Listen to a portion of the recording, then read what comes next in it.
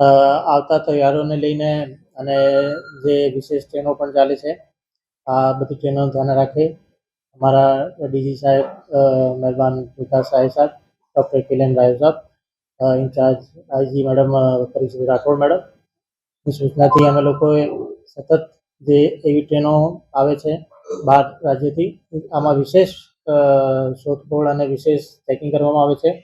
આ ચેકિંગ દરમિયાન આજે સવારે આશરે 2:30 વાગે પૂરી અમદાવાદ ટ્રેન આવે છે.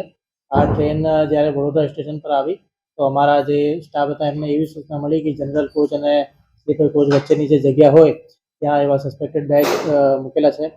તે વખતે અમારી પાસે જે ડોગ સ્પોટના સ્ટાફ હતા એમના પાસે ફાસ્ટર ડોગ કરીને હતા. એ ડોગને ત્યાં લઈને જ્યારે ચેક કરાયો તો તરત જ ડોગ જે છે આઈડેન્ટિફાઈ કરી લીધું કે આમાં ગાંજા જેવી કોઈ વસ્તુ છે. અને જ્યારે અમે લોકોએ બેગ ખોલીને ચેક કર્યો તો આમાં ખરેખર અમે 15 કિલો જેટલો ગાંજો પણ મળી આવેલા હતા. આ જ રીતે અમે લોકોએ સુરતમાં પણ આજે ચેકિંગ કરાવી હતી.